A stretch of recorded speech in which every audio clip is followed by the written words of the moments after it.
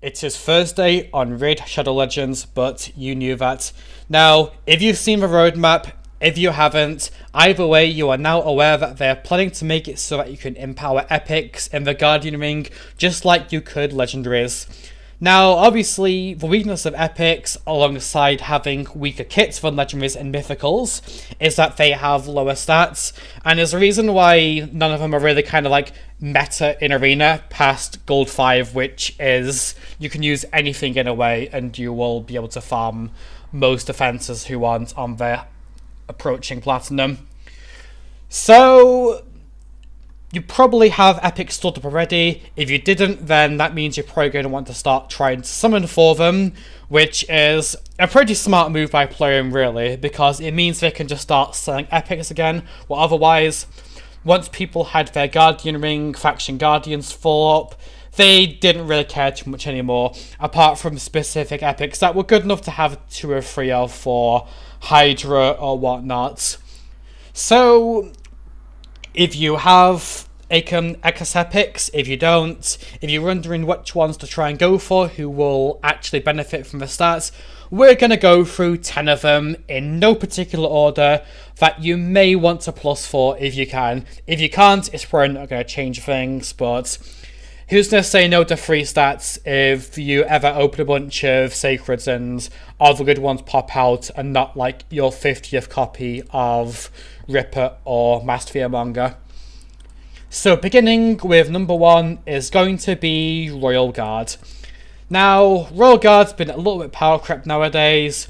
He's an attack champion, so he's kind of squishy, lowish speeds, and they've added this guy as a High Elves max HP champion who often does more for the team. So, either way, he's got his max HP skill. He's got this, which does require accuracy, and same here, but if you can empower him, you get more speeds. You won't need as much crit rates, you can add some more stats to the durability, and overall, he's going to be better at his job once again. Next is Fenax. Fenax is man with sword, that's it. No fire, no ice, no floating skulls or anything. He's just a man with a sword, but if he hits them with it, they fall down, they're staying down. That's why it's called put down. Now again, stats aren't anything to shout about too much. This A3 might as well not exist, and this isn't a 100% chance. I don't know why, but they don't buff epics anymore, so I mean, but he's fine regardless. But extra copies of him, any debuff at all, and this actually hits really hard, like much harder than something like the A1 of an E3 Blood Twin, who is a Void legendary. And yeah, also he's green affinity, so he can technically work into Harima, although he's probably not going to be your first choice into Mist Demon Slayer. Now, staying in Sacred Order is Inquisitor Shamal. Now, this guy was sold as a retrospective Hydra specialist to make it so Head of Torment can't ever fear your entire team, provides turn meter to your lead, and counterattacks, stacking Giant Slayer, War Master, whichever you use on him. But he does have a pretty decent attack here. This is 2x attack on each hit for 6x total, and even with his middling offensive stats, this can easily kill a target entirely if he has 3 buffs on them. Now, he's not unlikely to land this. If it does, then fine, but apart from that, if you have copies of him, like, I mean, he's a Void epic, so you are likely to find more of him from just opening Void shards, although I wouldn't do it for anything apart from a Void legendary that you actually want. But yeah. Now, staying on Sacred Order further is Godseeker Aniri. Now, Plarium is saying that they aren't going to delete her from the game regarding the Sandal rebalance, and she was even used this rotation to solo Amias for Lunar Archon on hard difficulty, where you needed like 55,000 HP, over 5,500 defense, and a bit over 250 speed, but not too much, and then War Master.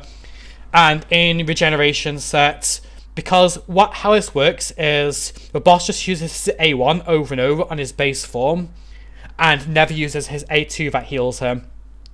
But you've probably already seen someone's video for this already, so I don't know why I'm mentioning it. Either way, give her more stats. Good most places of the game. Next is... Where is she? Where is he? Yugo. Now, Yugo is a champion I have built 2 of for Hydra. She has 100% chance of block buffs and decreased defense against Hydra, because it's for each alive enemy, 75 plus 5, 5% more from the Sniper Mastery, and has a heal as well, pretty decent, and just decent base stats overall. So you'll probably get more copies of her at some point, meaning less accuracy on her to land the debuffs, more speed, more HP. Yep, pretty good I would say. Next is... This one's out pretty obvious, but Sia. Now, Sia already hits the damage cap pretty quickly regarding Karma Burn, but if there's ever a time when she has to take a hit in return with her middling defensive stats, even a bit more speed on her, or even accuracy in terms of stripping buffs off enemies with this, then yeah, you probably have copies of her around just for times when you'd need them. Now, up next is Husk. Husk is very similar to Royal Guard, except has better defensive stats and better speed. Otherwise, max HP skill on the A2 and a 4-turn cooldown. Provoke, which can be useful for Head of Decay, although it won't always land it. It's a 40% chance, 45% with Fearsome Presence, not guaranteed, and obviously if Decay's not blue affinity, then Husk is probably going to use this elsewhere. Also, you might as well turn this off. Like, just put him in like reflex sets, impulse sets, etc. I don't know why I'm telling you why to use a Husk, but I guess it's just that. Now, this is going to be a 2-in-1 now. It is Skull Crown and Senesha. Now, both of these are part of an old but potentially still good strategy regarding Blender. You have these at low speed, really high attack and crit damage, and then you have ally attack champions like Longbeard. Where is Longbeard? Here. Wrong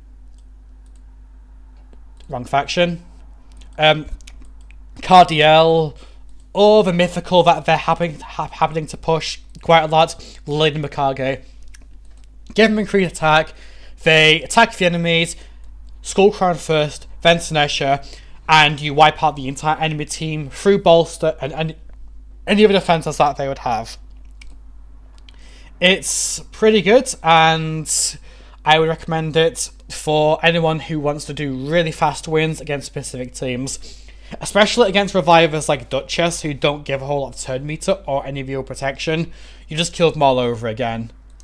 So, next is going to be... How many have we done so far? You know what, if we are done 10, we'll just do some more, because, I mean, if you're watching this in a way, you might as well watch it to the end. It's going to be Gala Longbraids. Now, she's an arena specialist and really picks up at 6-star, because give her Phantom Touch Mastery, she attacks a bunch of times, places a bunch of extra hits of Phantom Touch, and can obliterate a Rotos or pretty much anything else that isn't protected too well. Like, she also has Ignore Defensive on the shield buff, and it gives us some much needed stats to punch through some otherwise strong defenses. I believe there was a couple of people who are quite a fan of using her for arena defense and whatnot, so yeah, if you ever get extra copies of Gala one day, keep them. You might get 6-star soul for her. You can do some funny stuff with it. Now, staying there is Geomancer. Geomancer should have been a support. All of his stuff is kind of supportish. He doesn't really hit hard, but saying empowerment gives him speed, gives him defensive stats. Like, yeah. Also, he is angry. Angry about Iron Twins. You'd be angry about Iron Twins too. Look at those eyes. He is not happy. He is not happy at all. Honestly, neither than. Honestly, if I was in Raid Shadow Legends, I wouldn't be happy either. And then I'm going to say a personal favourite of mine. Genbo the Dishonored. Game. Okay. This was my first random 6-star epic I got from Souls, and he was kind of semi-meta in a way back in the day when everyone and their mother was using Swift Parry.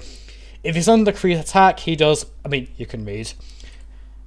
He places his own buffs, and he does this, and he actually hit pretty decently hard for an epic, so like, sort of, this doesn't check accuracy, pretty good. Saying, give him some stats, and actually, I'll show you my reserve vault real quick. In a way, I was expecting to do this at some point down the line regarding epics, but I have 4 copies of him ready to go. Also 3 Shamals and some other stuff. I played smart in a way. Hopefully you'd also played smart in a way as well. So anyway, that's 10 of them. It might have been more than 10, it might have been less, I don't know. They usually hope that raid players can't count very much in a way. I don't think there was anyone I really missed, was there? Oh, Magna. Yeah, Magna. He was one of the people who said as a HP nuker, hits as hard as Taras. I don't think so, but I mean, you're not playing HP, but in a way, he's HP based. This also hits pretty decent hard single target. His only weakness is Demon Spawn, so he's not good into Harima, he's not good into Rotos because he's HP, but otherwise, he can hit pretty hard. So if you had copies of him, you just want to kill it with fire, then yeah, sure. Anyway, there's probably a couple of I missed. I'm sure a bunch of other content creators, or, well, Bald Comet's other content creator, but okay. Anyway, that's all I'll have for you today. See ya. Oh, actually, yeah, I forgot this guy. Now, given how there's like next to no lockout champions in the game, if you're really desperate for one, then, well, there's Basher. Because, let's be honest, you're probably going to pull 5 copies of Basher before you pull a single Warlord or Yumiko. So, yeah.